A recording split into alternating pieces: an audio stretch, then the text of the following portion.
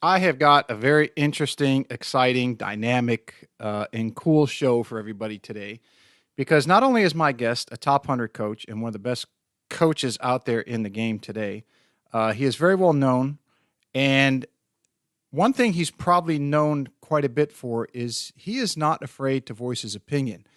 And after you listen to today's show, or as you're listening to it, you're going to find out why. And for me, a big part of that equation is he has a very deep desire to um, learn more from some very smart people, go outside the realm of golf, so to speak, and bring people from other sciences or other professions in so he can learn about them if he thinks that that's an integral part of the game that can help his coaching, his educating his students and other coaches and just other people as he looks to better himself and what he can do to better somebody's game. If you haven't guessed it yet, his name is Brian Manzella. And whether you like Brian or whether you loathe him, there is one thing for certain, and that is just about everybody out there in the golfing world has a respect for Brian and his desire to continually research, learn, improve, and help people at various levels of the game. As I mentioned, he is not afraid to voice his opinion on various topics, largely in part because of his desire to want to learn more, help educate others. And sometimes that worked in his favor where self-admittedly, and he talks about it today, it probably helped propel him into the top 100 list and become very well known. But it also might have worked on the negative side where it probably has cost him some friendships. And he will expound upon that in large part in something in the coaching world that may not be known to the masses out there, is something going on called the Alpha War, where there are two groups of coaches and scientists, doctorates, some very, very smart people who have a big disagreement on how some things happen in the golf swing that again, we get into today. I really enjoyed having him on. I like talking to him. I have a lot of respect for him in that he is not afraid to put his information out there. He doesn't go seeking adversity, but he definitely doesn't back away if somebody challenges him on what he has learned, what he's researched, and what his beliefs are. So I trust everybody's going to enjoy this. You're going to get a lot out of it. He's a very smart guy, and again, has a deep desire and to help everybody out there to learn more and just become a better golfer. So please give it up and give a big Golf 360 welcome to my guest today, top 100 coach, Mr. Brian Manzella. What's up, everybody, and welcome to the Golf 360 podcast. I'm the host, Pete Popovich. So you may be asking yourself, what is Golf 360? And Golf 360 is a show that was designed to introduce you to people associated with the game of golf to help you improve not only at your game, but also your life. Almost all of our guests are from within the industry in some way, shape, or form, but some of the guests we have are from outside the industry, and it mainly revolves around the business world with a few others scattered in here and there. Now, all of the guests that we have a few things in common. One, they all were highly successful and accomplished in their field. Two, each has something to pass along that will help you in your game and your life. And three, they were all more than willing to give back by passing along the things that they use to help them in their career and even some of the mistakes that they made so that others don't make them in their journey. So I hope you find listening to them as enjoyable as I did interviewing them, and that each and every one of you benefits from the information that they so willingly and graciously pass along. Hey, everybody, I want to give a big shout out to a new sponsor of the Golf 360 podcast, and that's Affinity Wealth Management Group. We all work exceptionally hard for our money, and none of us can afford to let that fall into the dark abyss of the big box financial service firms and their jack of all trades and master of none mantra, which basically means you become a number within a cookie cutter model that's also often accompanied by massive fees. Your future deserves more than average returns and little attention. At Affinity Wealth Management, they ensure that your financial goals receive highly individualized, tailored attention from experts, not just advisors, who are in the industry to be great and not average. As a client of Affinity Wealth, you receive a customized solution to your customized life, keeping in mind your family's financial situation, values, and risk tolerance. Call Affinity Wealth today for a no-cost consultation with one of their experts at 724-754-8200. Again, that's 724-754-8200. Or you can also check them out on the web at www.affinitywealthmg.com. That's AFFINITYWEALTHMG.com. This podcast is brought to you in part by Just Thrive Probiotic. You may be surprised to learn that your digestive system is the key to creating and maintaining the quality of your physical, mental, and emotional health, and it's one of the body's most essential systems. That's why the majority of nutritionists today highly recommend probiotics as an indispensable nutritional supplement. As a discriminating consumer, you've probably been searching for a probiotic that is proven, potent, and effective, and you found it. Just Thrive is your best choice for maintaining a healthy lifestyle. Just Thrive Probiotic captures the power of hundreds of thousands of years of nature's design with a specialized bacillus strain formulation that guarantees survivability through the stomach and upper digestive system. Supports optimum gut health, digestive health, immune health, and delivers antioxidants.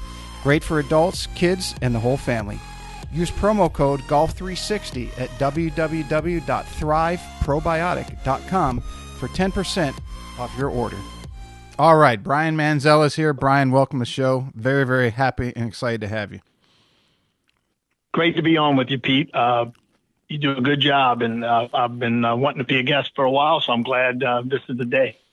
Let me ask you this, since this is making such big news nowadays, and that's what Bryson just did in about a week ago, or this past weekend with the long drive, where he's not the first golfer to go, that's a PGA Tour player, to go to a long drive.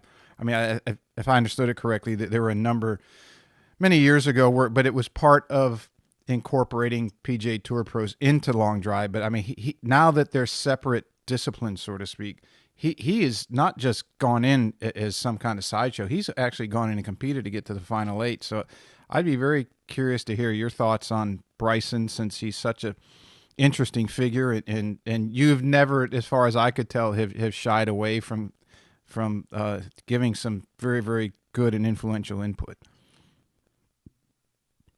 That's nice of you to say. But the basic thing I would say is about I played in two actually back-to-back long hitters. Like that. I'm trying to remember the years here, but somewhere in the 87 range, I played with Art Sellinger, and he had won the. By then it was a sport to itself, right? The long drive. Right. I played with him. We played a casual round. I picked him up at the airport. He was a big old guy back then. And we played a good little Pete Dye course in the area. And we played in an exhibition the next day in a scramble on the same team. And then about a year or two before that, I played with another guy. I can't think of the guy's name, but he came and they needed somebody to play with them. And I was working in the shop, basically assistant pro, but I was still playing college golf. And they said, Brian, dress up and go play with this guy, because there's going to be 100 people watching. So, I was still entertaining the idea. I was already teaching at both times. I was already teaching golf, and I was already thinking of myself as maybe a player at some point, like everybody does. And there were very, very different disciplines then. Because they had already kind of separated. They had that one with Evan Williams and a bunch of tour players. Harry Toscano, I remember, he was a big hitting guy from the Pittsburgh area. But there was just no way those guys at some point were going to be tour players. Even when Sadlowski was kind of going, he wasn't a tour player. Now he's working on that part of his game now, but I mean, it was just too different. But then people started hitting the ball far on tour for lots of reasons. You could do a whole podcast on that. And Bryson decided that he wanted to take advantage of what the numbers were saying, which is if you hit it this much further, you're going to shoot this much lower. It's math. And he had a lot in the gear. I tell a lot of people this, and I have on the phone, no names of how I got it. Before he got on tour, before he lifted a whole bunch of weights, him doing the single plane golfing machine back of the 6th edition pattern, 117 mile an hour swing. And then he had a crank swing that was like 125 or 6. So now he's like 133 or something average on tour. So, I mean, it's not really that hard to figure out where all of those extra yards came from. He got stronger. Let's say that was 3 miles an hour.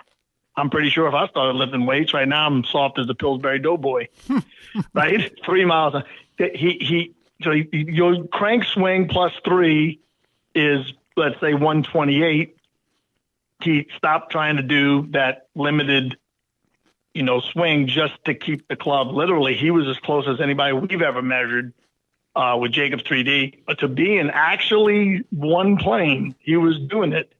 The swing we have is with an iron. I'm sure it was a little different with the driver, but still it was pretty close. So just making a normal backswing, letting his right arm fly a little bit and letting the club make a normal arc at the top of the swing, that's probably worth 2 miles an hour. So now you're 130, right? And then he trained for it, right? He altered pre-shot, the speed of the swing on the backswing, which people don't understand, has something to do with the loading of your muscles and all this kind of stuff. But there's your 133. So I think it's great that he's brought some attention to long drive that wasn't there, and that he's trying to hit the ball further on tour, something that's not, taboo. There's a limit, right? And I think he knows that there's a limit. At some point, it just goes too crooked, but he hadn't reached that point yet. And the one last thing I'd like to say is I kind of like baseball cap Bryson. I think he did himself a lot of good. I think he did himself a lot of good with how he handled himself at the Ryder Cup. And he was very easy to root for, having been a big fan of his for a couple of years for a number of reasons. And I think I'm not definitely in some like little small car there, Mm-hmm. And I mean, similarly acting sort of different than his little persona was in the long drive. I think he ditched that Hogan cap and he'd be the most popular player in golf right now, and then win him some more majors and maybe win a long drive. So I think it's great. Good for him. Scott Cox was on about a month or so ago, and he said that being out on tour and watching how hard Bryson works and all the things he does, he said he will eventually be the number one player in the world. It's almost inevitable. That's saying a lot, given the talent out there. But I guess that's based off his work ethic and his willingness to do what he deems necessary, or what those around him are advising him that he needs to do if he comes to them and says, all right, here's a deficiency I have based off the data that we've compiled. How do I get better at this? And then he does it. He listens. If he buys into it, he's going to listen. He's obviously a very smart individual. Yeah, and I think there's other guys that are smart that just don't use big words in a sentence that are on tour. I just want to pump the brakes a little bit on that. I think that the golf talent and the ability to Sean Webb, who's a friend of mine, has called it the gift. There's just something about somebody who can play tournament golf, and then somebody that could stand right next to him on the driving range and take the TrackMan combine against him for $100 a ball, and basically play just hit the ball just as well on the range. And I think there are people that have more of that gift than he does. So, I mean, you can outwork, right? Hogan always said, you either have to outthink them, outwork them, or whatever, whatever the quote was, but you get it. The work ethic has something to do with it. But you got guys out there like Sam Burns, who I think have more golf talent, scoring golf talent than he does. And I think Zalatoris is up there. I mean, there's a bunch of guys. Nobody really, just think about the predicting in the distance. you would have thought Justin Thomas would have won more than one major at this point. Right. I would agree. One. I don't like what he's doing with his backswing, but that's another subject for another time. But he's obviously good enough to have won more than one. To me, he's just as good a golfer as Bryson. I mean, he's just as good a golfer as Bryson DeChambeau, or better golfer, and he's just as good a golfer as Brooks Koepka, no doubt. I mean, I knew him when he was 8 years old. He was a golf pro when he was 10, man. I'm telling you, if you would have told me he was going to be a long enough hitter, I would have predicted more than he's done. So Jordan Spieth, right? Who would have thought that he would have went up all these crazy roads? He's getting a lot of it back. Good. But nobody really knows until the swing breaks, which everybody swing breaks for whatever million reasons. We're human. And I would pump the brakes on he's definitely going to be no. I would say he's definitely going to be nothing, but he's a top 5 guy in the world right now. And I wouldn't have said that even a couple of months ago. If when the gun goes off, it's not some silly setup or something like that. And like I said, I'm pulling for baseball cap Bryson. So I'll leave it at that. You are one who does a lot of homework. You do a lot of research. You have it's obvious that you have a deep passion for what you do, coaching and instruction. And maybe that's the Italian in you, the passionate side. And one thing that I hate that. By the way, I appreciate I literally hate that word because it's used so much. It's like, pat me on the head and call me passionate and stick me over in that corner. I'm not saying you're doing that, but I feel like I've said this 100 times, so I'm going to say it 101 right here. Okay. I wanted to be the best before I gave my first lesson. I decided I was going to do it. Kind of lucked into figuring out that I could. And I don't see what I'm trying to do is that much different than what Michael Jordan tried to do, or some guy named Marty McFlurd that was trying to do it in some other profession or some other sport or some other discipline, and he didn't get anywhere, right? I haven't gotten anywhere near the top. I mean, I'm up these lists, somewhere in the middle of the top 50 and all this kind of stuff for a while. But I don't really think that if you put a lie detector test on everybody that you're going to have on that's an instructor in the last, that you would have over a year period of time or 2 year period of time. If you put them on a lie detector test and say, do you really want to be the guy? I don't think that many people really want to be the guy. There are guys who are way more thought of, right now anyway, for all the reasons that people think of people different ways in my profession, that if you stuck a mic in front of them and told them they had to talk for 2 hours straight every week, they'd have a heart attack. I would love it. So I just don't think that there's that many people. I know Michael Jacobs is like that. He doesn't want to do all that. He doesn't want to travel, and he'd rather not talk for 2 hours a day, but he wants to be the best. So there's some people that want to be the best and they want the mic. There's some people that want to be the best and not want the mic. I want the cake and eat it too. That's the way I look at it. And that's always going to make me look just enough different. The fact that I'm a little different anyway, and quirky in my own little ways that obviously I've developed over 59 years, I think, but passionate.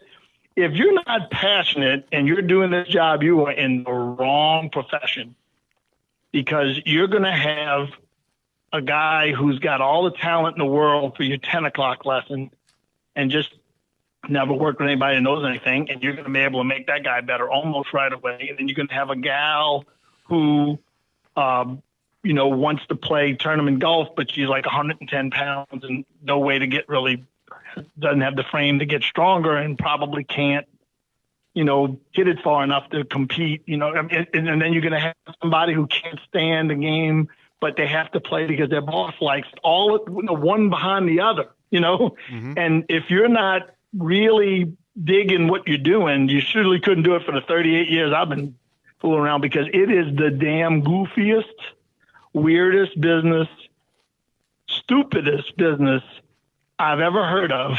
And there are a lot of teachers who might not come on your show and say that, but they say it to me on the telephone. So you better be passionate. Well, I should use a different word, and it's a deep-seated desire to improve. At least that's what it looks like from the outside. And you're following something that's of interest to you. There's no doubt about that. There's no way. Hogan said that the fun in golf was improving. The fun in teaching is improving. Mm-hmm. And since I have not given up on my golf game yet, maybe at some point I'll get, I'm going to be 60 in December if the Lord says the same. But the fun is learning something new and it helping people, including those people would include myself. It's fun to learn. And well, along with that, you somewhat alluded to, and as I did as well, is you are not ashamed or hesitant to put your information out there because you have done a lot of homework and you've done a lot of your research, and in your desire, as the word we'll use, to improve and to share with others, I think that goes hand in hand with you saying, hey, here's what I know, or at least I think I know, and here's what I found. I think this will help. And if I disagree with somebody, then, hey, let's have a discussion or a back and forth, a debate, whatever you want to call it, because it's going to be for the betterment. One of us is going to learn something, or both of us are going to learn something. The game's going to grow, and the students are going to learn a lot from it, or other coaches are going to learn. And I think everybody has to applaud you and anyone else that does something like that. Except, I agree with everything you just said 100%, except the fact that day has at least temporarily went away. There's no real no real ongoing fairly, like on the internet, right? Stuff that goes on every day, mm-hmm. New controversy every day, right? So, that's the fuel for the social media. Right. But I'm just saying on any subject, right? Mm-hmm. So what I'm saying is there's no place that I've seen in the last at least couple of years that somebody says this is a way, like we were talking about speed before because of Bryson, right? Well, there's the internet. There might be a word. I in my mind, this is what I'm seeing. I'm seeing like a bingo thing where the person's turning the wheel, like an old school bingo thing, and the balls are all going around. There's none of that going on the internet on speed. There's a couple of guys and probably gals who are supposedly speed experts and have pro speed training programs and stuff like this. One of them, no names, it's just one of them came along right when the debate was being killed by other things that we'll talk about, I'm sure. And I'm telling you, I have not seen one conversation anywhere on the internet. Guy went from, I knew who he was, to he's pretty well known as a speed expert. And not one single thread that I ever seen anywhere where somebody went, I was looking at a couple of those things and I don't know. And the guy would defend it. And another guy would come in and say, well, I can see what that guy's saying about the problem. I've had this. And then another guy come in and say, yeah, but I've sent people to this guy. And he's, there's a normal that has gone away. The famous war has taken all the air out of the room.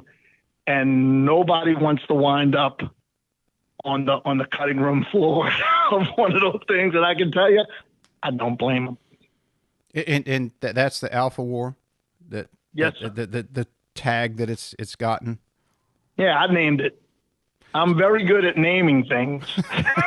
When I hear it called the Alpha Wars, I went, oh God, there's only one. I can't handle two. I couldn't live through a second one, crying out loud. But yeah, it's what else would you call it, right? If you want to just put a moniker on something, it named itself pretty much. But we'll talk about it in a second. But what I wanted to say is, if somebody said, what do I miss the most that used to go on is actual, you don't even have to call it debate, discussion, spirited discussion about something in the golf swing. Like There was spirited discussion, about stack and tilt at some point. Are you better off, just staying on the left foot the whole swing? I had my opinion. It was very different than those guys' opinion. We argued about it, sometimes passionately, sometimes loudly. I can say Andy Plummer, a friend of mine now, and I think most of what they do is very good. So, and I don't think he thinks I'm an idiot when it comes to the golf swing either. And so that just shows you how that can happen, right? That can happen. Frederick Tuxton told me early on, and I don't think he'd mind me repeating this, when I asked him some advice when all the war first started. He said, you be careful now, and be nice as you can, because some of those people are going to be your best customers one day, because that happened to him, right? He came in with this product, and it was, really, it was very similar. He had a very similar reception.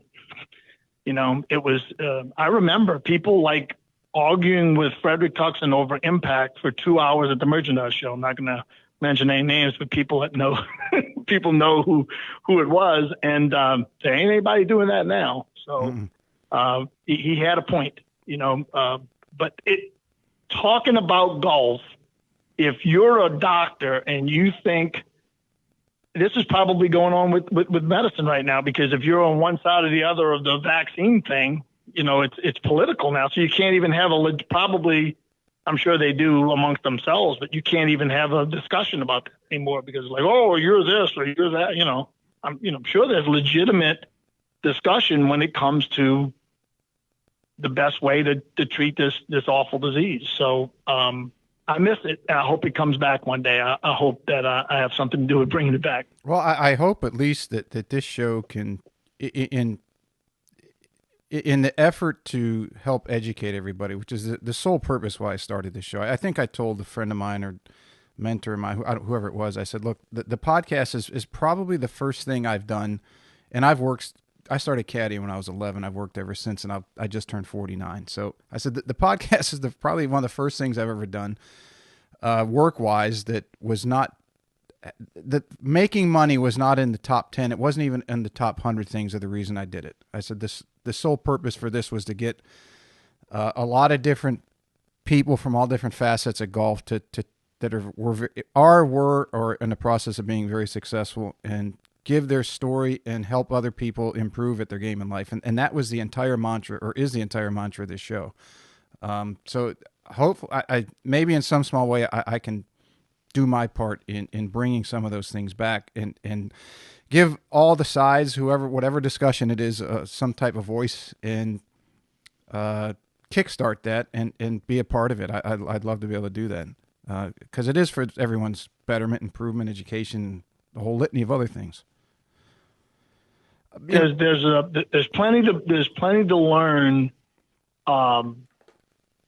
when anybody has got an idea, strong grip versus weak grip. I mean, that looked like that thing was going one way. If you listen to the guys who, Brandel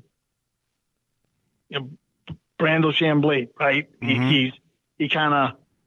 He's found this Kelvin Mia Harris spinoff, right, of Jeff Martin and Lucas Wald, and they tried to do it as a business. I guess it's kind of tough, with the parties involved, but he thinks he has found gold, and he's got a bully pulpit, and he's going to promote this like it's going out of style. I heard Lucas on somebody's podcast for a couple minutes yesterday, because I was driving back and forth across the world's longest bridge, picking up a car. But those guys think it's strong. The grip's strong, and it's going stronger, and strong is great, and super strong, and strong. Yet, John Rahm, Morikawa, right? These guys have really weak grips. So it's obviously not going just towards strong. I would have bet that it was going to take a long time for a very neutral left-hand grip to the club face to come back. It's back. Mm-hmm. Now what? You got Bryson with a pretty neutral grip. You got, Morikawa, and you got Rahm, and there's probably a couple others. I just not thinking off the top of my head real clear. But That's a legitimate debate. What's better? If you take, one of the things I like to do, Pete, is who are we talking about here? Are we talking about tour players? Or are we talking about regular players? Because you could do both things. Like say, okay, let's say we're talking about regular players. Okay, you're going to go 100 random golfers and you're going to make them grip it like Morikawa. Not super duper duper weak, but weak. Mm-hmm. And then you're going to take in a vacuum those same golfers in a time machine and you're going to give them a strong grip. Not as strong as Lucas Wall, motorcycle grip. He's a teacher now, not a player. But you understand, like Ed Fiore strong or, pretty strong. So, okay, now you're going to teach 100 players that. Which group is going to hit it better right away? Which group is going to hit it better a month from now? Which group is handicaps are going to go which way in the next year? And 10 years from now, you come back, how many of them are still doing the grips? Right. Right? That's the way I try to evaluate things. It's a little obsessive compulsive. I'll admit I'm obsessive compulsive. So, but yet, right, even something as simple as that is not being discussed anywhere. It's poo-pooed. First, let's start with this before I give myself credit for doing something poor and, having some part in shutting down internet discussion. The powers that be in the industry, very nervous about legitimate debate. Very nervous. So you get that vibe if you try to get to the top of the industry. You don't have to go too far up to get into the little stratosphere of the golf powers that be. The people who really make the decision at the PGA of America level, the people who make the decisions at both magazines, the Golf Channel, all of that stuff, they don't want it. They really don't want it. Ben Doyle was my mentor, and I have on my computer a scanned letter from the then president of the PGA of America that basically said this in so many words. Ben, don't ask any more questions at any of the PGA teaching and coaching summits, or you might not be able to attend them in the future. Thank you very much, president of the PGA. That's a stone fact. Well, that's some bullshit. That kind of defeats the whole purpose of teaching. Summit. Isn't a summit like a bunch of the world leaders get together, the G7 summit, and say, hey, I think these oil prices are going the wrong way. What do you think over there, Mr. Russia? Well, I kind of like it because we got oil, Mm-hmm. What do you think over there, Mr. France? Well, we like, green energy, but, it's making the price of crepes go way, way up. Isn't that what happens at a summit? But they did not want Ben. I don't know what they do, but the crepe prices are going up. Belgium bagels are going up in Belgium for crying out loud, and because of the oil prices, let's do something. We're the G7 or the G8 or whatever it is. But that's the golf business. They really don't want it because. And Michael Jacobs is the person who said this, and this is a brilliant one-sentence take. The powers that be in the golf business are not trying to save golf. They're trying to save their jobs this month. Well, you could mark that down with a Sharpie on a T-shirt. Mm-hmm. Well, I think if you polled 100 people, probably 99 of them would say in pick any industry you want in the world now, and that would suffice to say would be true or hold true. It would just turn on the news and you can see that, right? Yet, all the networks have a couple of highly rated shows that the premise of the show is Brian is saying, I'm telling you, Jameis Winston, you need to let him go. You need to let him throw the ball deep. And Pete Popovich is saying, he's got to learn to play Drew Brees style ball. Like the whole show is two guys arguing, or two gals, or one gal and one guy arguing because people like watching it. Mm-hmm. Yet in the golf business, it's like, oh my God, they're arguing about upright versus flat. Hey, can y'all just can we go eat a bagel or something? Just not talk about it. That's a very good point. John Sinclair, I met John at Andrew Rice's coach camp a few years ago before all this COVID craziness. But John opened up his lecture with, he had been reading it in the newspaper that morning. Somebody had come up with, and I'll probably butcher this, and John, don't get too mad at me for not remembering the specifics. It was something about something in the scientific world that a group had gone in and discovered or found something that everybody else said would probably didn't exist. And they were being a lot of appreciative, a lot of thanks, a lot of being heralded as, wow, this is awesome. And he said, why is it in the golf business when, in particular in the coaching and instruction business, when somebody comes up with an idea that seems to be working and might revolutionize to some extent how things are taught, how come a large portion of the industry will try to tear them down? And he said, it's a shame that our industry can't be more, as it's leaning to scientific endeavors, be more like the scientific industry and says, hey, that's some great work. Now, before we all push it, let's have some peer reviews and some other things like that. And he had, in my opinion, a very good point. It's except for the fact, it's a stone cold misrepresentation of the scientific community. There was stuff that Newton, I don't know if it was Newton or Einstein, but there's two guys you're picking if you want to start in five, right? One of those guys had a bitter rival, and he didn't even publish some of his best stuff until the other guy died because he hated him so much he didn't want him to know any of it. So look, most of what goes on when there's problems is, as Ben Doyle used to teach me about, the human condition. There's the actual what the problem is or the disagreement or whatever it is, and then everything else is just the human condition. In other words, it could be people arguing about who's the next football coach at LSU just as much as whether upright or flat or left weight or right weight or, long hitting or accuracy should be, more important, right? All that other stuff is just the same reason why if you go on Google Earth and you spread out to enough of a view, the United States of America. Why were there all these different states when they all kind of in the same boat? They were part of England's colonization. No, but there was lines. There was lines, and I don't think Arkansas and Texas are best friends.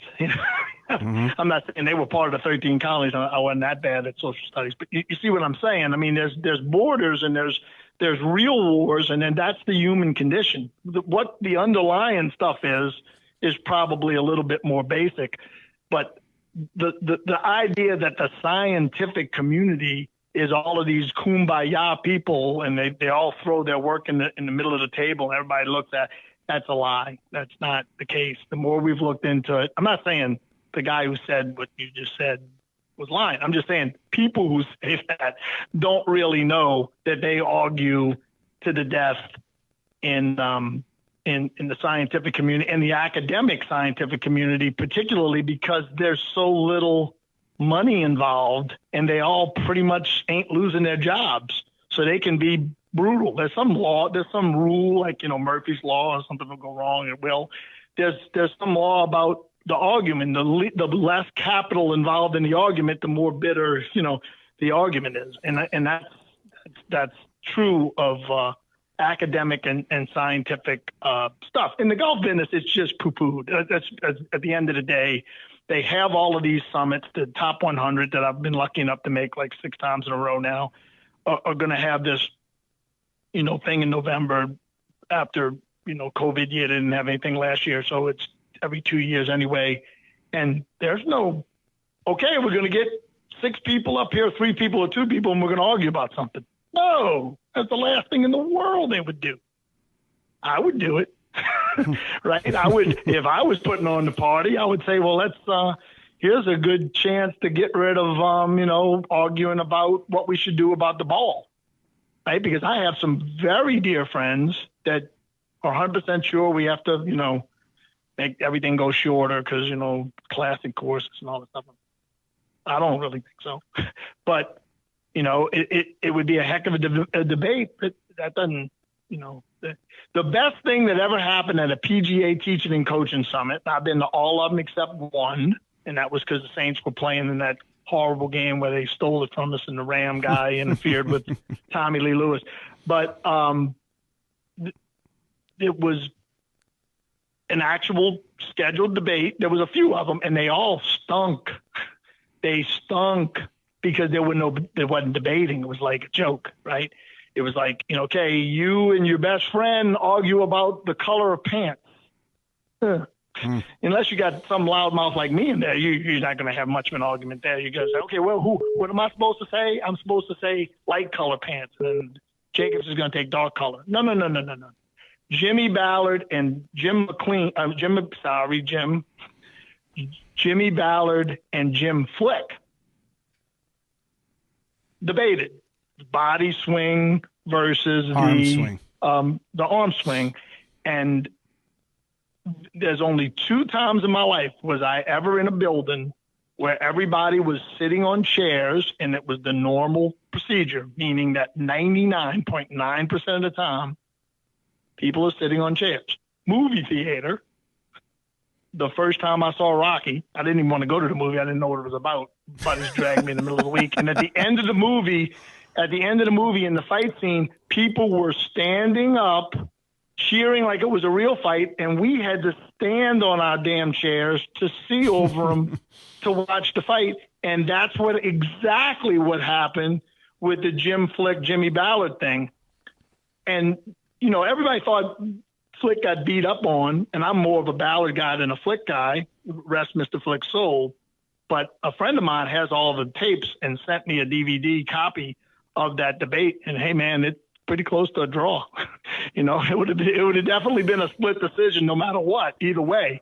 So you think that would have went, they would have, the people, Rick Martino was running the PGA education at that point, and I had a lot of disagreements with him, but, I think, he wouldn't, I don't have anything against him. I mean, he had reasons to do what he was doing.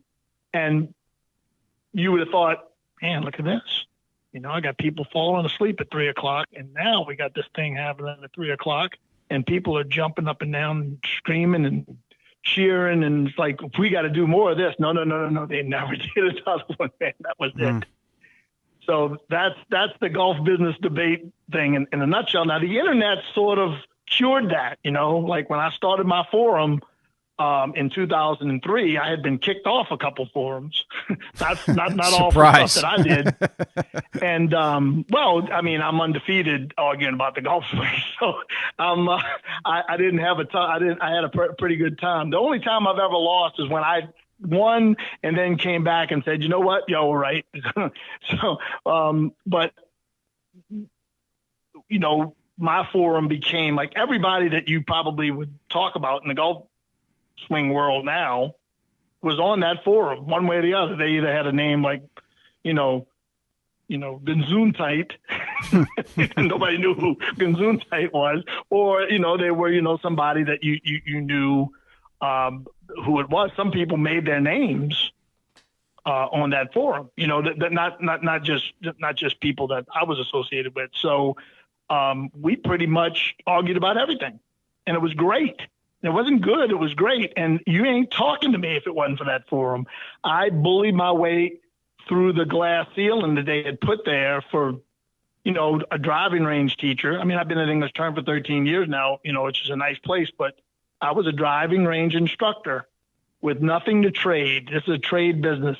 If you don't think it's a trade business, I promise you the third assistant at Oakmont has gotten more free stuff from the companies in the last 10 years than me. And I've been on both lists for the last 10 years because, all I can do is give you a golf lesson, but that guy can get you on Oakmont.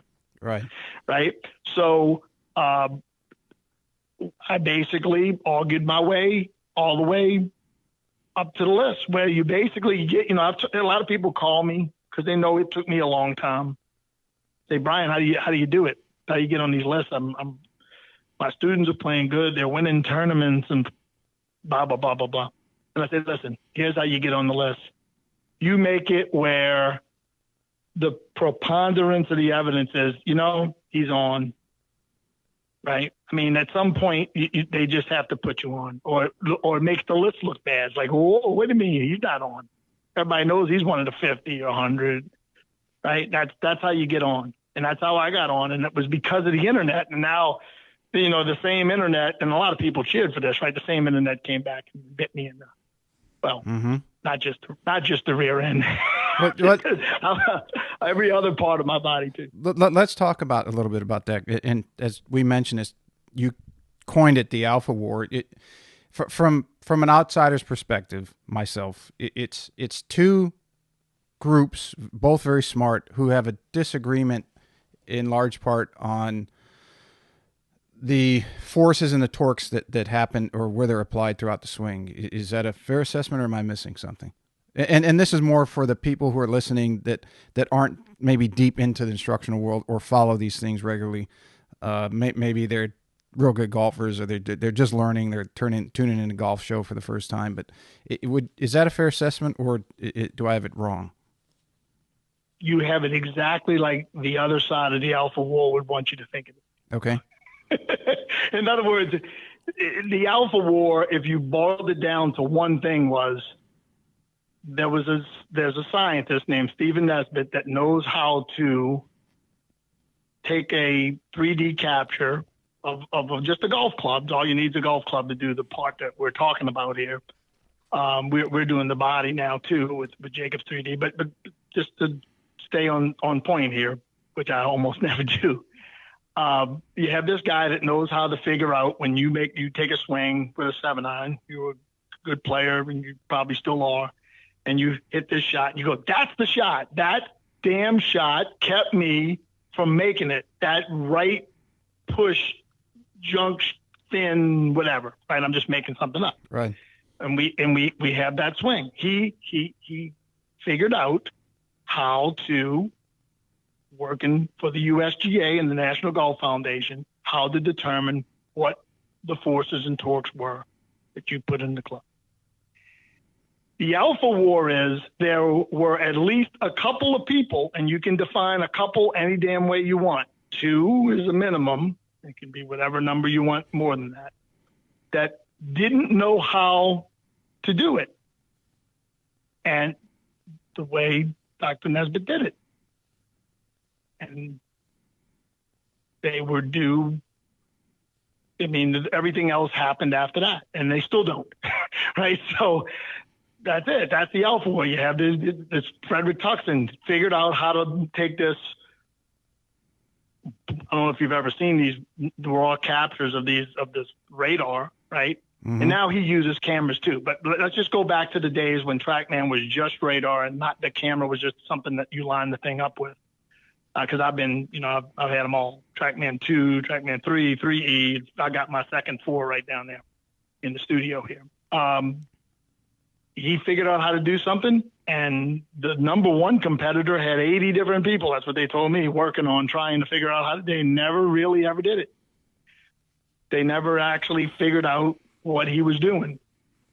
And there was a little war there too that went to court and had lawyers involved and all that stuff. And eventually that's how a lot of these things get solved. Unfortunately, that's why, you get hit in the back in a wreck and you say you got a crick in the neck. But that's it. That's the Alpha War. One group of people know how to do something that another group of people want to learn how to do or figure out how to do. Everything else is the human condition. This idea that there's this 2 different, no. The other stuff didn't even exist. And so Steve figured out how to do this. Dr. Stephen Nesbitt, I'm just calling him Steve.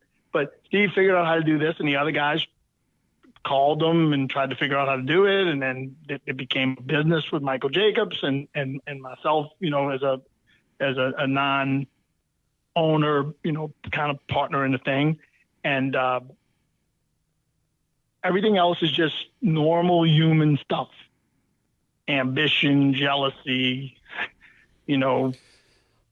all that other stuff. You can.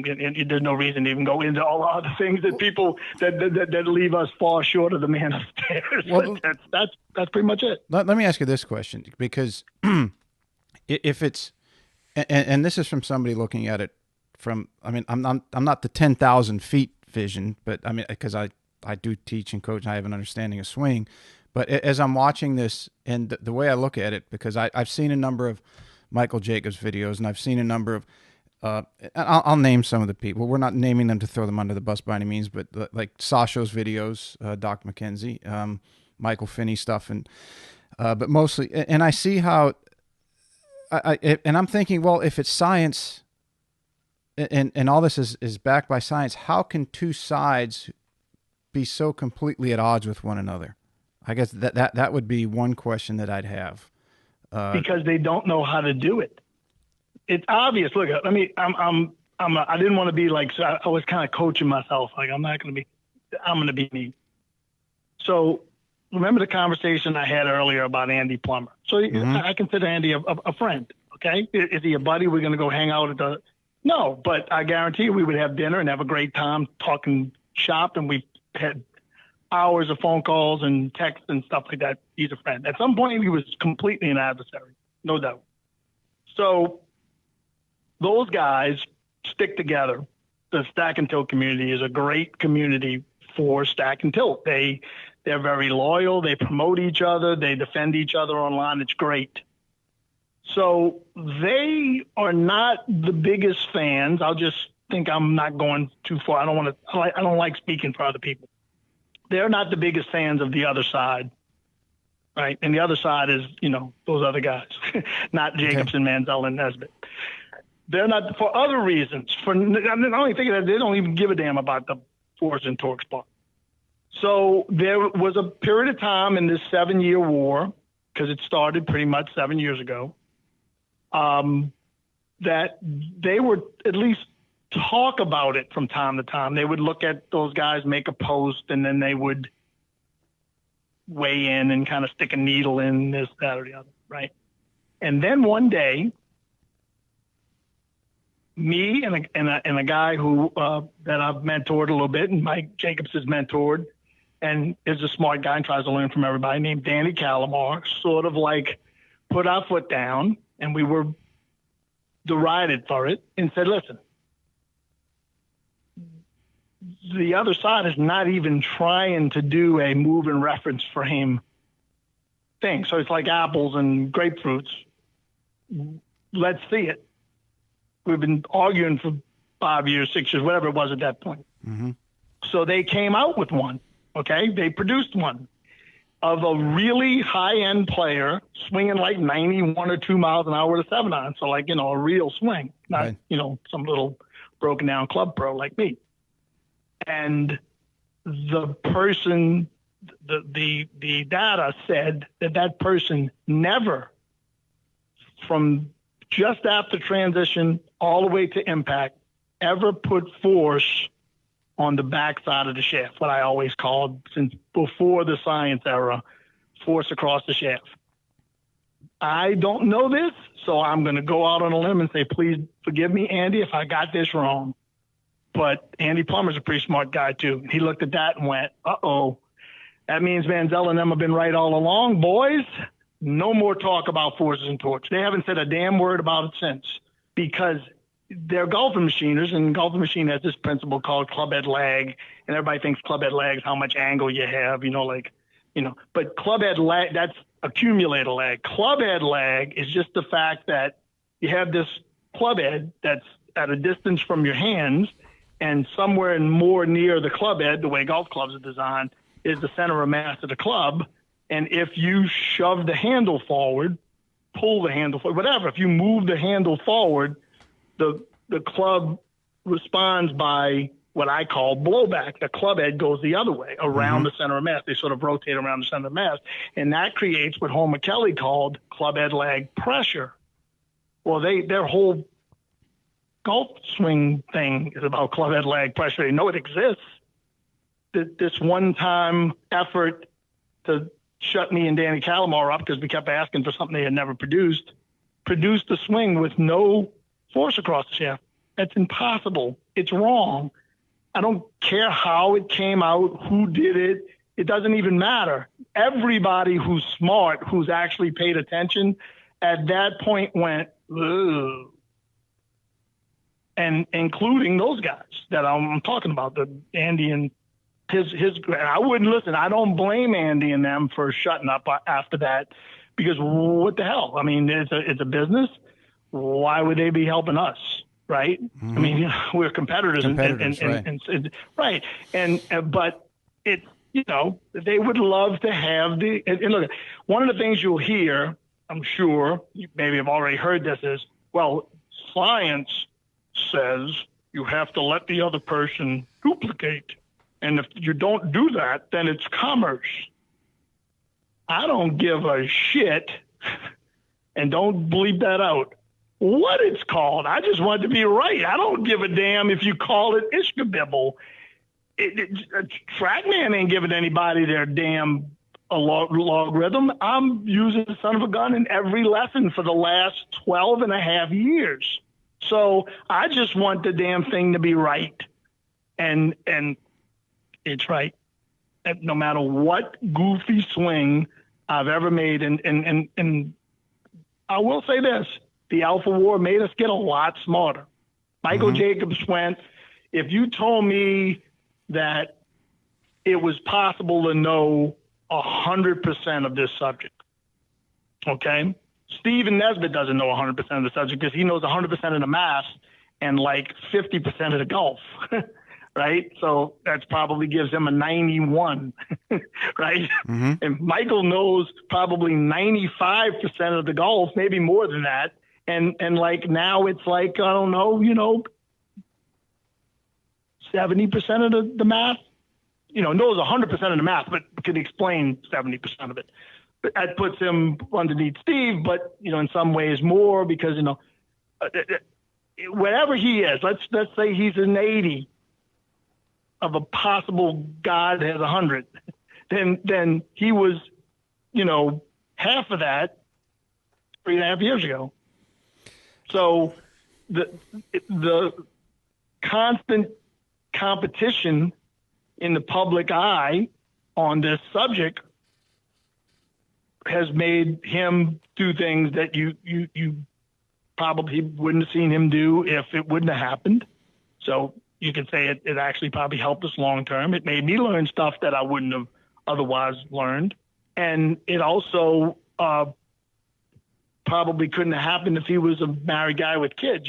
He's a single man right now.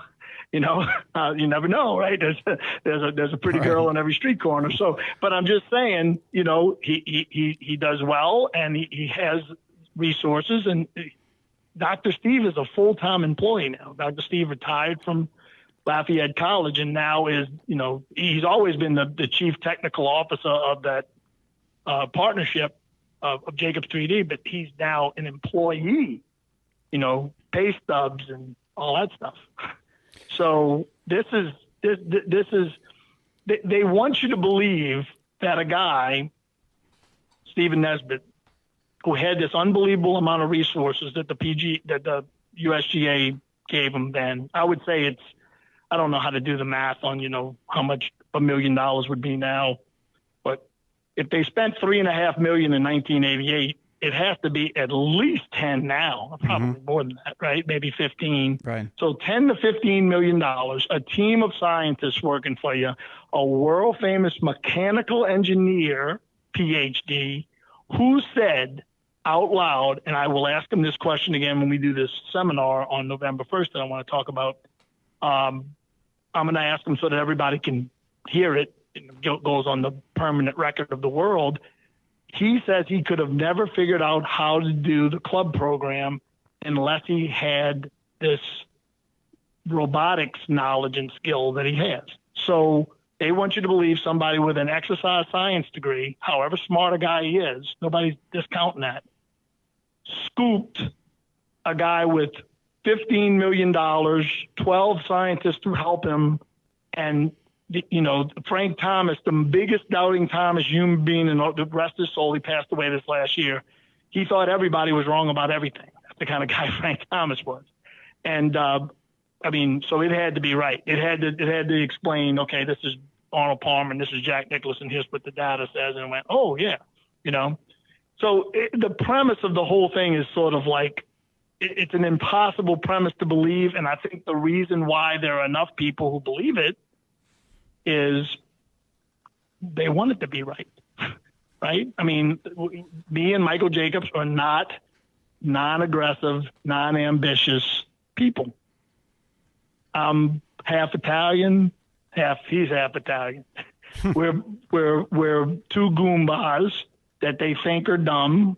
I'll take the Wonderlic test against the rest of the golf teaching industry for $1,000 a point. I'll quit teaching to do that. I don't think I'm going to get beat more than I win. And so I'm pretty sure Jacobs would do all right too. Not that they're not smart guys on both sides. It's just one of those things where, just like politics, right? You've seen this in the last year of politics, or more than that, since before that last election in the U.S., that blind allegiance to either side, when you know they both got warts, bro.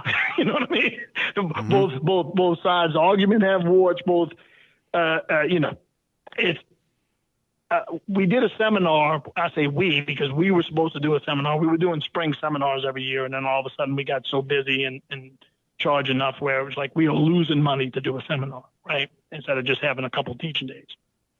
But we were doing these spring seminars. I guess we did 5 in a row, and this was one right after Mike's book came out, The Science of the Golf Swing, which had all the stuff that we were hiding a lot of stuff from the golf community until the book came out, because that's sort of like the world of that kind of stuff. You publish something, right? Mm-hmm. And so we were supposed to do this seminar. I think it was at Waikiki. I don't remember which, but some, Met section place. And Mike got the mumps, and he hit 104 fever. I was about to take him to the hospital, and he got just good enough for him to say, "Go get him, boy. You got the whole day," right? Mm-hmm. So I went and talked for 6 hours, and Luke Curdenine, who's I guess they call it the chief golf improvement officer, whatever. He's like basically an instruction editor, but there's a new fancier name for that. Sorry, Luke. And he was in the audience, and I said, somebody asked me a question, and I said, look, at the end of the day, it's a lot of power to give one person, right? Or two people, right? But one person that's in the golf business. One guy has the ability to run a swing and give you the answer what the person did. The golf industry ain't down with that. The powers that be in the golf industry ain't digging that idea very much at all. That everything goes through exit 70 on the Long Island Expressway. It's the facts, but it's a tough pill to swallow for people. So if you otherwise don't dig me, or you don't dig Mike, or you don't dig us as a team, and you don't want all that power in our hands, you might join the other side and disagree with every damn word they say. And, what people need to understand is, in my spot, for the 7 years this has been going on, I don't think I could have really done too much different than I did. I don't own the thing. I know what I would have done if I would have been the owner. I'm not saying it would have worked, but Mike is a certain kind of cat. Talking about Michael Jacobs, he's a certain kind of cat. He's an immovable object. He's the world's most trustworthy person. I don't think anybody else could have gotten Steve to go into business with him. Any of those other guys, they all talked to Stephen Nesbitt before Stephen Nesbitt looked me and Jacobs in the eye when he saw the gears raw data and said, I think I can do something with this. They all talked to him before that. We had all gone to see him as a group at some point. I think the scientist person you mentioned had talked to him before any of us ever did. So everybody was trying to get to the point that Jacobs got to, and he chose Jacobs. And there's a damn good reason. If you know those two guys, they're very much alike. I'm like neither one of them except from, the passion standpoint. I can't stand the words, but and wanting to get to the answers. You hear that with a lot of people. I just want the answers, but what they really want is they want us to lose, and they want the answers. Let me just make a prediction in case I, as I always say, trip down the stairs getting out of the studio here. If Michael Jacobs woke up in the morning and won the Powerball for $750 million and said, the one thing I'm going to do, I'm getting out of this deal. here's $5 million, Dr. Steve, and he walked the code over to the other side, they would talk worse about us than they do now. They would talk worse about us. I fully believe that. They want to win, and they're doing a pretty good job of getting at least two of the people on that side promoted. But it's hurt the rank and file person on the other side of the Alpha Wars careers, I think. If you look at the lists, they're not, both lists, talking about the two teacher lists, they're not really, like the other guys. It's like there's a stain on a lot of those. It's looked, they've been more, we're definitely, me and Jacobs are definitely not, pushovers, but it's been kind of heavy handed. And I think that's hurt some of those guys on the other side. And it's helped two of them. If it's a long race, and when this is all said and done 20 years from now and people are writing about when all this went down, I think the only thing that I sort of wish would have happened is I wish that it would have been covered by the golf media. But they're not very interested. They'll tell you nobody else, but they'll tell you, Pete, if you ask any of them the question, is nobody's interested. That's a lie. Yeah, it's like it's out there, and a lot of people are interested. The only reason. Let me just say this, and everyone hear your take. But the only reason some random, super avid 15 handicapper with an $8,000 set of true spec clubs in his bag, taking lessons from a top 10 teacher right now as we speak, isn't interested, he doesn't know what it is. If somebody wrote a legitimate, I don't care how the piece would come out, to be honest with you. I don't care if it would make me look like the bad guy or Mike the bad guy and those other guys. I don't care. If it was just an honest piece, it would help this thing a ton, because you shine a light on stuff, and it has a certain, we call it vestibule whispering, hurts this thing long term. It helps certain people. No names, because some people are very good at whispering in the vestibule, meaning that like at a seminar, like everybody can't sit there the whole damn time. You got to go use the potty. You got to make a phone call on your cell phone. Your alarm just went off at your house, and they're better at that game than we are. I'll give them credit, man. They're top dog. You let them whisper to somebody, Pete, let me show you something here on my phone. We're looking at here is, you understand, in this paper, I heard somebody on your podcast say we're looking at captures from 2005. That almost made me tear all the ceiling tiles off of my golf studio here with my bare hands. We've got 2,850 gears captures that have been run through Jacobs 3D, and one of them he just posted up the other day with somebody that's working with a well-known instructor right now, and he did something in the swing that I'd never seen. Mike said he saw it 3 or 4 times out of 2,850 swings. He saw 2 or 3 times. So we're not talking about data that's 2005. That paper, those captures were done way before that anyway. No, the argument all started when I posted up my swing. Well, it started before that. But you understand? The visible argument started when I posted up my swing and somebody said you couldn't do that. And then I said, "What do you mean I couldn't do that? I'll do it more than that. I was just trying to hit a regular shot. I'm a flawed golfer. let me make the mistake that I make worse than I normally make it," which I did. And then they knew we probably had something at that point, and they lost their mind. That's what I think. I think that they just absolutely I haven't run a bunch of swings myself. Like, I don't have the software on my computer. We're working on that, from a standpoint of a portable version, what they call a compiled version that doesn't have the code. Like when you run Photoshop, you're not running the code, right? Adobe ain't giving you that code. But you can go in and edit a picture and make my teeth whiter, right? Like that picture you put up of me. I got this one tooth that's like a different color, and I don't really make it whiter. I just make them the same color. But you got to own. You get old enough and you start to own your own shit, right? It's like yeah. Shit that bothers you your whole life. And like, no, that's me. That's who I am. Screw it. right? Like, But I would just bury people, and I'm going to bury the golf industry in swings. I'm going to make swings every day and say, okay, guys and gals out there, which swing do you want me to make tomorrow? And I'm just going to keep putting the data out there. And that's what I would have done different. But we wasn't trying to help the other side figure out how to do it, to be honest with you. Well, it got more and more to the point where it was like, we ain't helping you guys.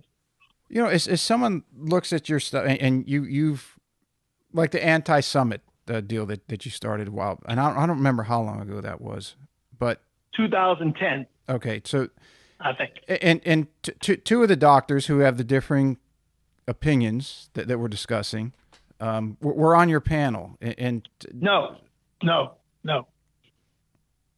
Anti-Summit 1 did. No, I'm talking about 2. Anti-Summit 2.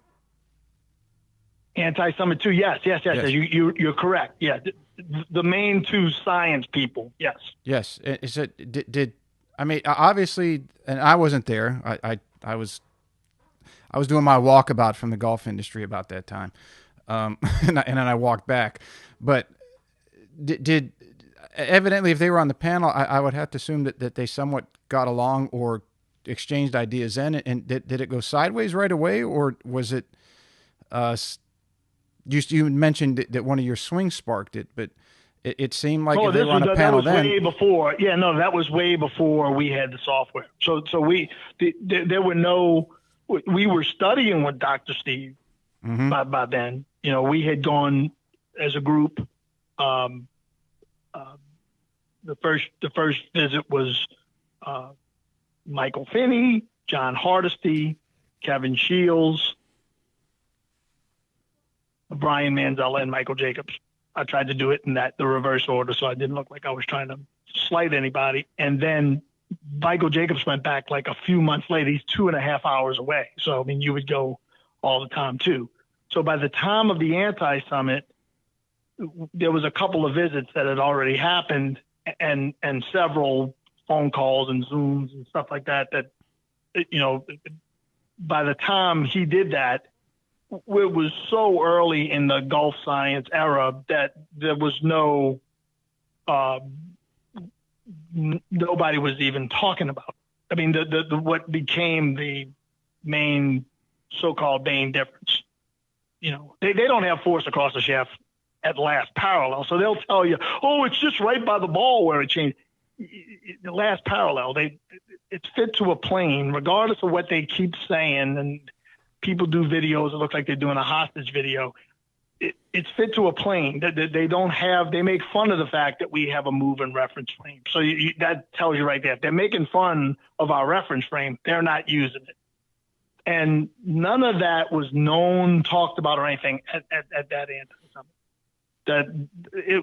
That was so early in the even that has been misrepresented. I'd love to talk about that too real quick, but no, there was no. Now, had Sasho McKenzie talked to Dr. Steve on the phone before then and try to get some questions answered? Yes, probably. The timeline that I think I know, yes, and I don't think it went great. You know, I don't think, you know, but I don't know. I never really have asked that question, but that's my understanding. So I think there was maybe, I don't think Dr. Steve would even care. Just the kind of guy that just doesn't care. But I think at that point, Sasho probably wasn't a big fan of him. So just as a guy, if nothing else. So, but no, everybody was doing their deal. The anti-summit 2 was not an anti-summit.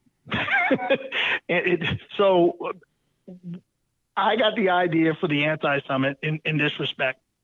We were going to these PGA teaching and coaching summits. And remember now, we're in the era, because you had the first one was in Dallas and the second one was in Nashville, and then they were in San Francisco. Then it was 3 times in a row. So it was every other year. So 6 years it was in New Orleans of all places. And then it went to Port St. Lucie and it stayed there for a long time. This is in the Port St. Lucie days. Ben Doyle got that letter from the president of the PGA to never ask any more questions. that was in the New Orleans days. So the summit had become so sanitized, nobody could even ask a question. So there was these people up there, whoever it was, doesn't matter, right? The famous teacher, an unfamous teacher, not a teacher, a player. They were the experts, and you couldn't even question their experts.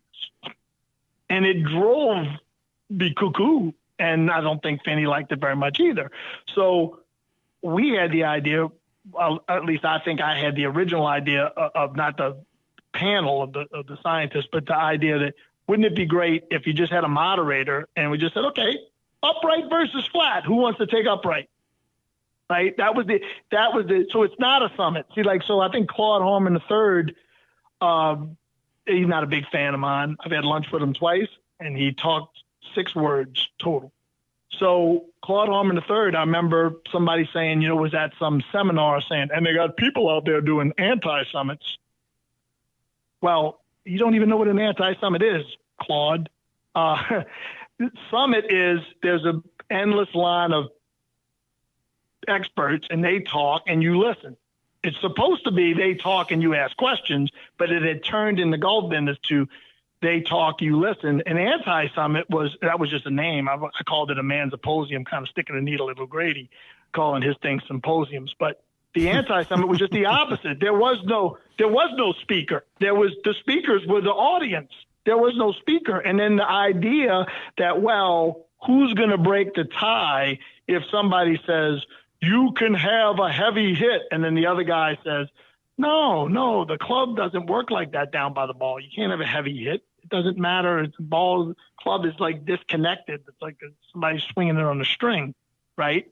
That was a debate. That was the first debate at the first anti-summit. But we had these 3 guys, and it was Paul Wood from Ping with the clubs, Rob Neal from the biomechanics world, and Aaron Zick, who I had met, and the other golfing machine people met because Joe Daniels, who ran the golfing machine, brought him in to do talks, which basically were basically showing flaws in the book. It was kind of odd, but he's a real smart guy. So he was sort of like the third wheel, like tiebreaker of the other 2 guys too, because he would argue with anybody in a good way. And so the point of that was they were just going to be there if we said this and the other guy said that, and they said, well, what about this and what about that? In other words, they supposedly had no skin in the game. They're just experts in their fields, supposedly, and they would be like the panel. That was it. That was the idea of the anti-summit. But even by the time we started the damn thing, there was so much animosity in the golf business. A famous person who was there, I'm going to leave all the names out. A famous person who was famous in the golf business, person who was asked to talk, was told by another famous person in the golf business that he did work for, that if you do this seminar with Manzella, and then you're never going to work for us again. 35 people attended this damn thing, and they were so scared of it. They told us they scared him to death. He didn't do it. So that's how we got another guy. So I'm not going to figure out who that is, and maybe you heard me tell the story when I said the names, but I'm trying not to do the name thing. So by the time of the second anti-summit, when I completely took ownership of it completely, because all I would ever do is argue about it with the other guy, is it became presentations. They all did. Dr. Steve did a presentation, and Aaron Zick did a presentation, and they all did, 6 guys did presentations. And it was just, everybody got to ask questions, and I had the mic and I wanted questions, but it was really just, that was more of a summit instead of anti-summit. The first one was more of an anti-summit, and sorry, Claude, you never tried to make it to number 1 from a driving range. It's not that easy. So you have to do things like that. If you're coming from if you're starting from a different position, you can't do the same things that everybody else is doing and still stand out, right? If your starting block is X amount of yards, miles, whatever measurement system you want to use, behind somebody else's, how do you make yourself stand out without compromising the work you do? I mean, it's not like you're going to do something so off the wall Like, in the 80s, Madonna made herself stand out by doing some really crazy shit. Yeah, well, I But mean, I she don't think also it was had good music. crazy. Yeah, and I don't think it, crazy is a poor word. Poor word select. But she I'd did be some happy to send you. alternative stuff. I'd be happy to send you the video. It didn't even. I mean, it got argumentative maybe a couple of little times. The whole time. I mean, it was nobody threw any pies at anybody or anything. It was actually pretty good. I got on I made the top 100 list right after that. Just saying, you make it where it's very obvious you should be on the list. They'll find a way to put you on. Mm-hmm. I mean, it was very obvious at the end of that day that to do the moderating for that thing and to not get run over by the people in the audience or by we had two panels. We had the golf pro. We had a golf pro. Got to mention we had a golf pro panel of 6 of us with Jacobs and Damon Lucas and the other guys we've talked about. And we had and we had the science panel. So I didn't get run over. And do I sound like the guy that would get run over? So I think at that point, they went, he's probably worth more to us on the list than he is, talking bad about the list, because that was a big contention of mine. It's like, I knew I could teach as good as anybody I had seen teach. Still to this day, I don't think that's cocky. That's what I believe. And I think that's the one thing that is missing in the industry, to get off of this other stuff that, to try to put a bow on all of this. The number one reason the golf teaching industry is where it is not enough people watch golf lessons who aren't taking them. So that would be bad golf lessons, average golf lessons, good golf lessons, and great golf lessons. It's just not done. And it's like poo-pooed. It's like, oh, what do you mean we're going to have a teach-off or a teaching exhibition? How dare you? It's developmental. Come on. I don't know anything about bowling. I mean, I bowled. Right? I was in one league my whole life. I bowled 239 with a one-game lucky game with a house ball. But I'm not a bowler. But if you let me watch 100 people teaching bowling, I could pick the best 10 guys out of it. I don't know anything about bowling. Mm-hmm. I know I throw a backup ball to name one good player in the friggin' world who's bowler, doesn't throw a hook, but I think I know enough. And you know what? I'm pretty damn sure you could do it. I'm pretty damn sure my mother-in-law could do it. I'm pretty sure my 91-year-old mom could do it. She might whiff on one or two people, but it's that's the thing that this should all be about. All of this stuff in the industry ought to be about finding the people who can get it done. So what's happened to fill that void, because you have no more debate, what's happened to fill that void is now teachers endlessly put up hand-picked swings of students as we have somebody in the family that's real good at makeup. Well, how does anybody know they want to go get their makeup done by them? Because they put up pictures of all these girls with the makeup done. Looks like that, modern makeup in 2021. This young lady's very good at doing it, and people look at that and go, "Hey, I wanted to do me because I got a big dance to go to or a big wedding or something like that." Right? So that's what these teachers are doing. It's a little weird because you're using somebody that's a student that probably might have just made one of those swings like you wanted them to, and might go take a lesson from another guy tomorrow and another gal on Thursday. But that's what's being done. And that's how people are picking teachers right now. They're going, well, I like this guy's, the swings he's producing. Well, shoot. I mean, that ain't very fair, right? I mean, what about the guys who don't have the body for golf, who are beginners that you've given 7 lessons to, and they've hit, 40 or 50 balls, 40 or 50 buckets of balls in their life, and they've played 72 holes total. What about those swings? Yeah, the super inflexible. Put that guy's swing up. If you're proud of yourself so much, put that one up. I don't think enough focus is given to taking something from where it started to where it is.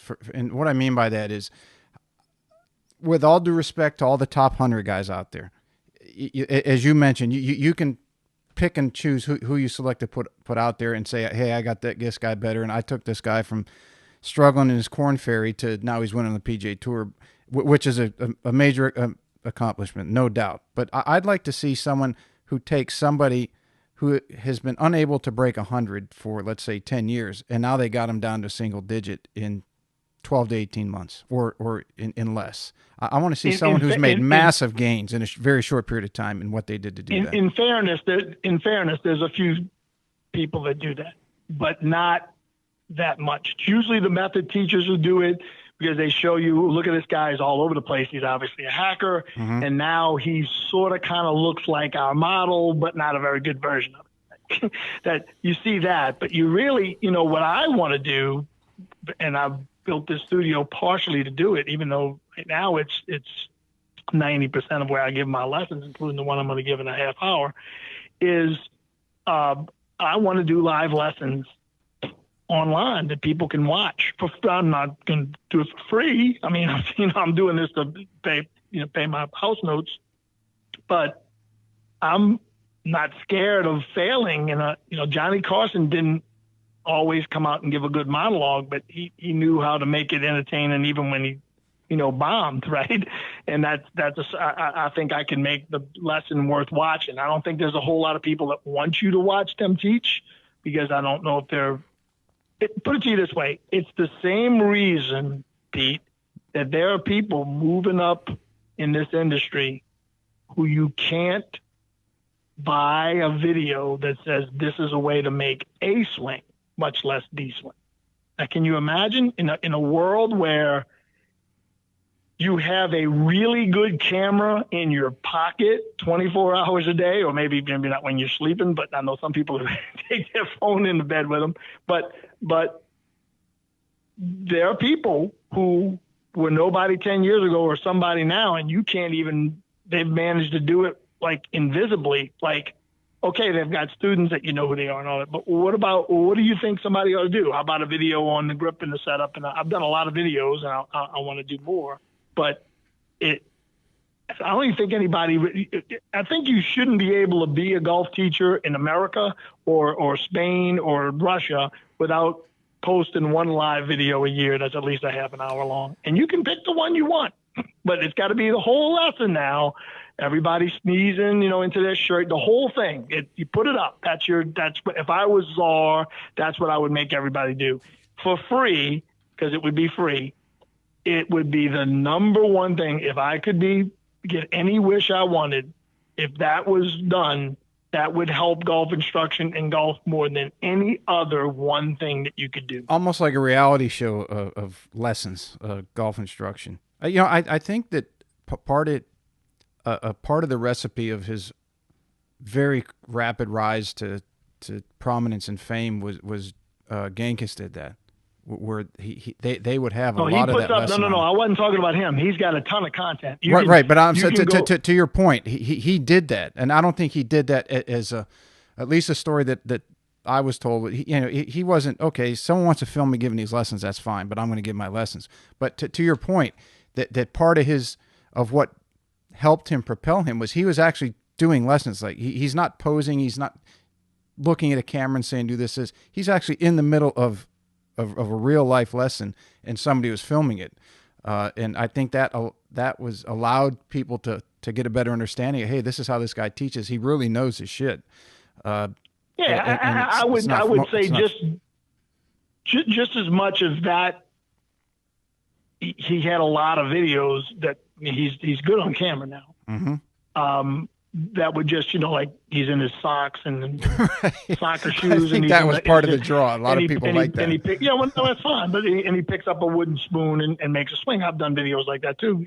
I'm not trying to be, I had somebody give me grief for doing it once, but the I will say this, partial, 1%, half of 1%, partial. He came along at a good time. Nobody really scrutinized his stuff. When I started, I got thrown off of those forums basically because I said, you fix the club face to fix a slice. If you search how to fix a slice now, so it's almost 20 years later, from the first forum I got thrown off basically for that. It is now pretty much, that's what people believe. Fix the face. If you want to fix the slice, then you'll fix the path because it'll probably half fix itself. It was self-evident then, but there wasn't a whole lot of people saying it, and there were less doing it, and there were less people saying it, and I said it, and they crucified me.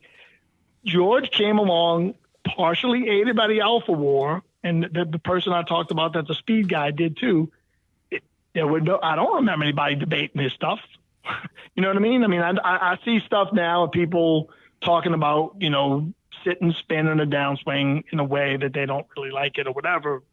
I think some people slide, some people don't. That's the way I look at it. But he did not have a whole lot of, I'm not taking anything away from the guy. I'm just saying that's the facts.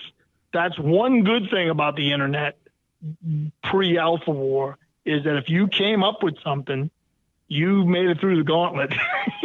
You had to get through all of the guys, the Jeff Martins. Oh, I had it out with him. When I just got on social, I didn't even know who he was. I'm like, who is this guy? Hey man, the guy upset my wife. My wife is a sharp business person. It's hard to upset her. She plays with the big boys every day. I mean, he's a brutal arguer, an internet terrorist even. Now the guy has made himself, because Chamblee needed a guy like him. He's an Hogan expert, on documentaries. It's funny, He's good a for him. professional. He's a professional witness, isn't he? Yes, and a professional golf swing terrorist, right? But not anymore. He's an expert now. But good. I call, just so anybody knows that don't know me that's listening at this point. I called that guy within the first 30 days that me and Michael Jacobs got the software to tell him that something that Miyahara had said that he was seeing in the body, we had found what the club was doing. He had to be right. And that guy and me were at it as much as you could be at it with somebody without going to blows. So I'm fair. And when he got this relationship with Chamblee, and now all of a sudden he was like not just this weird little guy running around, looking. He would look at, if you had a guy arguing with him, if there was a guy arguing with him, he would look that guy job up and post who the guy was. Maybe he had a screen name, where he worked. He would terrorize the guy. He didn't care. So the guy became legit. He found Chamblee, and Chamblee needed a guy like that because Chamblee's more of a block you, where the other guy would argue, right? Mm-hmm. So you need to have somebody like that to win some debates on golf swing on the internet. And I called Jeffy on the phone and I said, hey man, you won that one. You kicked my ass. He did. I was arguing with the guy about this, that, and the other thing. That guy became legitimate. And everybody was calling me controversial. I don't know a person that hadn't argued with that guy yet. So, but that's the golf industry, right? That guy wound up an expert on the Hogan documentary. They got people that are 14 handicappers that have run big summits. It's a weird industry, man. This can't happen in other, like football will eat you up and spit you out, right? Ed Orgeron won the damn national championship. He's one loss from going bye-bye during the season.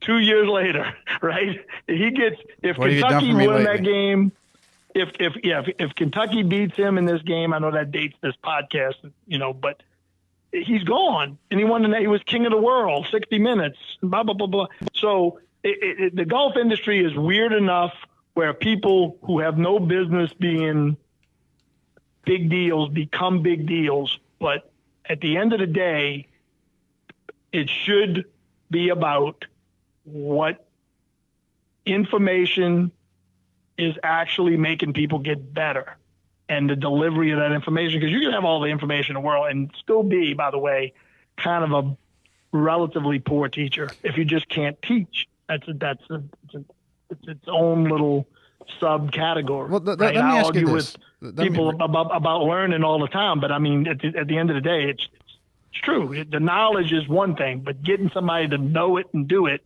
is something altogether different. I got to ask you this on drifting a little bit back to the Alpha Wars, and I know you've got some other stuff. I don't want to keep you too long, and I'm not trying to throw this in there really quick at the end. But Bryson, the group he's around, some of the people in his camp are people that are the other side, so to speak, in the Alpha War.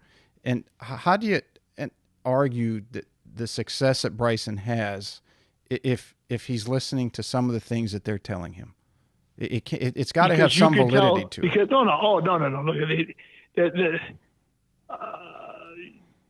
Look, what's the best way to say this? There's three things. Okay, one, you could tell a tour player something on purpose that's wrong. Everybody agrees it's wrong. Move your head massively forward during the hit, and they could go win a tournament trying to do it. Not doing it, but trying to do it. So there's the first thing. Now, you tell a bunch of people at the City Park driving range down the street to do that, you're gonna have broken clubs and lawsuits. Okay, so there's the first thing. The second thing is that I don't think they're using that. Every time they run a swing, it all comes out the same. He probably got bored at looking at, he would make probably a pretty big change. They would run the swing and probably see almost the same thing. I'm sure it said something different, but all of those swings look the same when you run them the way they do it. I think he got bored of that. I heard some rumor that everybody was laying around one night and he said it's the most overrated stuff in the world. He's never seen any of our stuff, I promise. So, I mean, it really is not that much of a factor where some, in what he's being taught, right? I don't think they're measuring them every time there's a big change, and maybe they are, God bless them, but it's one guy, right? Just like Jacobs has had a lot of success with Patrick Harrington. I mean, at the end of the road, the guys had a pretty damn good year, and he finished fourth in the PGA. And the knock on Jacobs was he hadn't taught any tour players well. He has a 3-time major winner that would write him a biggest letter of recommendation you ever saw right now. I mean, they're currently still working together. So you can't look. There are names that you can name that are world famous, probably more famous than I'm ever going to become, that were the king of golf instruction, that nobody is even talking about their stuff right now. They were king. They had people winning majors. They were the king. They were building houses big as country clubhouses. Nobody's arguing their stuff anymore. They're yesterday's news to some respect. So why isn't their stuff right if it's different than either one of these two thoughts? Listen, for the people that don't know what we're talking about, I got about 5 minutes. The people that don't know what we're talking about, if you hold a club up in front of you and the toe of the club's pointing straight up and the score lines are pointing straight up, and you take your right hand off the club and you take your pointer finger and you point the pointer finger at the target, and then you put the pointer finger pointing at the target or parallel to the target, might be slightly off of the target line because you're holding the club up in the air, right up against the back of the shaft. And then you push the shaft with that finger. That's force across the shaft. Mm-hmm. People put force across the shaft. When they run swings doing it our way, there's no force across the shaft. There's really no debate. Everybody knows in the swing there's force across. The one that Jacobs posted up that I talked about a couple of days ago was a guy working with a famous teacher, currently famous teacher, who had massive force across the shaft early, way more than we think you should, then had so much of it they had to go negative in the middle of the swing, which they say everybody does at the bottom, and then went positive again to hit it. Everybody they run looks the same. Does Jack Nicklaus and Arnold Palmer in their primes look the same? No. Does David Toms and Payne Stewart, they're both smooth. Do their swings look the same? No. And when somebody runs a swing through our software, it's very obvious it's right. And it sounds good on paper that it's just a difference of opinion, but I want to leave everybody with this. On November the 1st, which is less than a month away, Dr. Steve and Michael Jacobs are doing a seminar, a biomechanics of golf seminar, 2 hours in the morning, 2 hours in the afternoon, giving people 3 or 4 hours to do stuff in the middle of the day. I'm kind of running the technical part of it. And in the last hour, it's my show. I'm going to ask I promise you, Pete, as God is my judge, every legitimate question that's been asked in the last 7 years, because it's really the same stuff over and over and over again, so it's not that hard to do. And then we're going to ask the people who are going to watch, send some questions in. We might even have a question draft one night. Hey, let's see. Let's have a vote on what we want to ask. Because, I mean, we got an hour at the end of the seminar to do this. I think it's pretty much going to be over after that. I really predict that the war as we know it will be over because it's going to be so obvious that this guy's in a different league than everybody else in this conversation. If you put me with a bunch of high school golf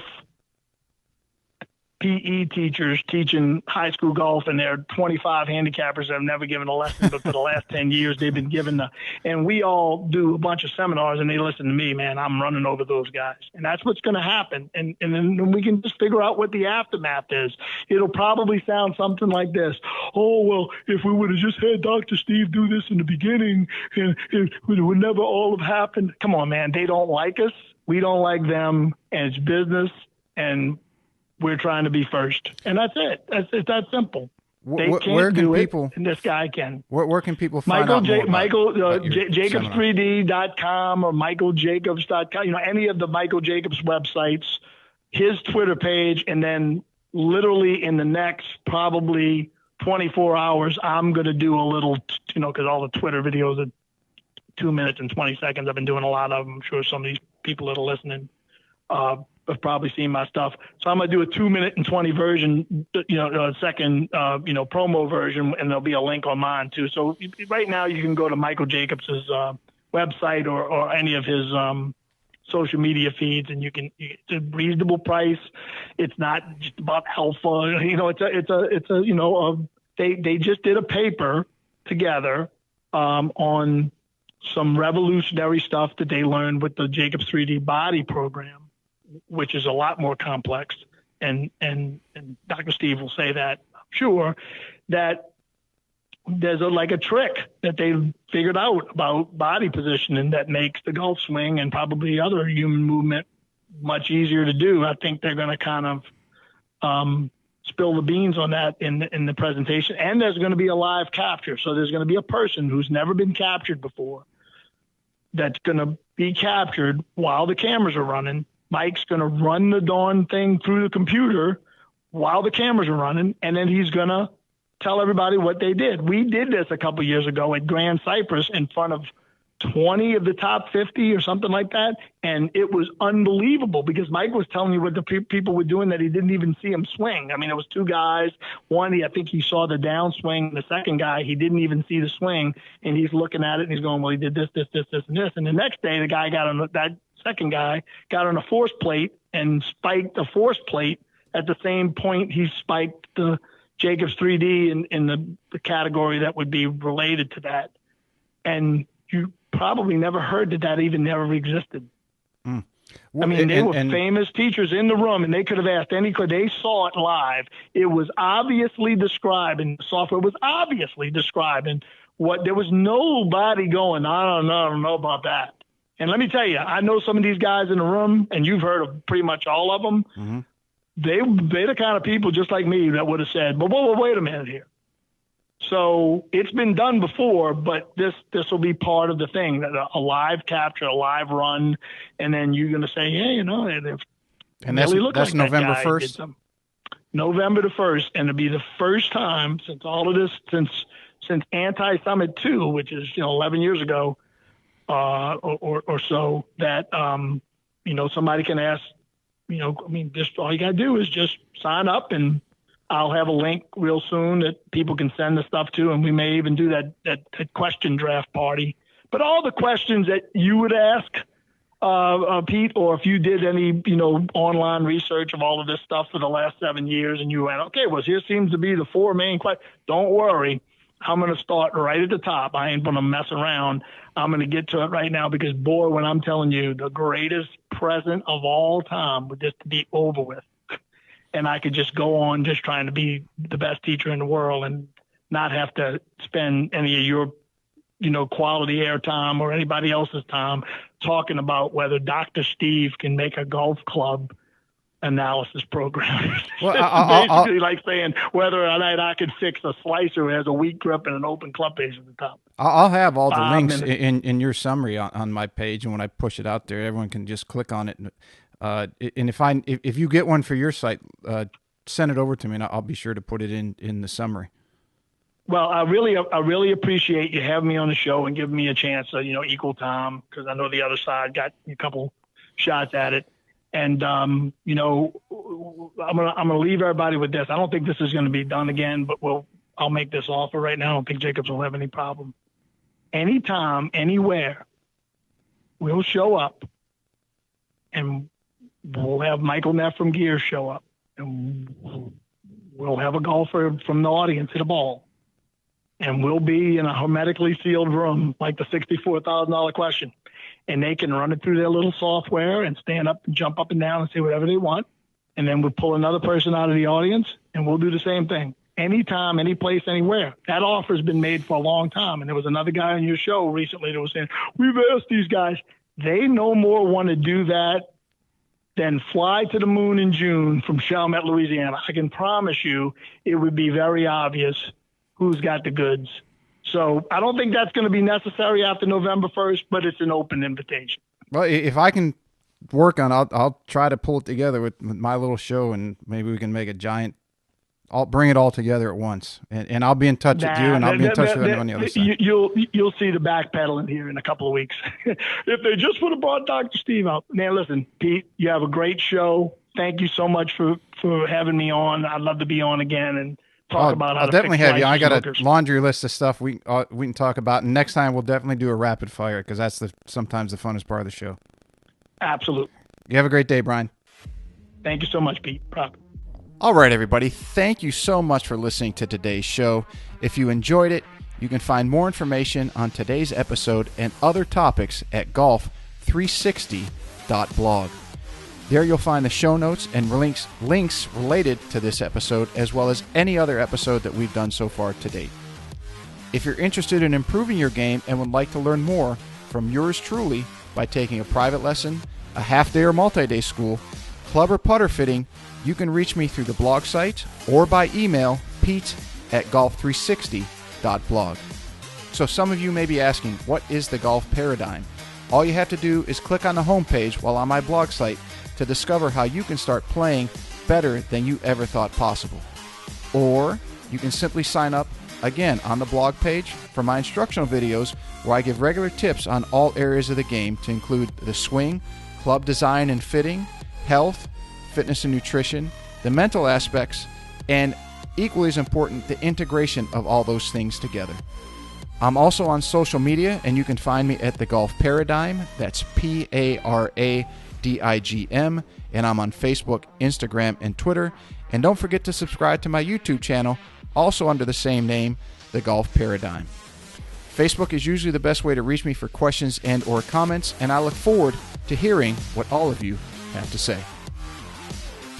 This podcast is brought to you in part by Old South Golf Links. A short ride across a bridge from Hilton Head Island is one of the area's finest golf courses and a hidden treasure.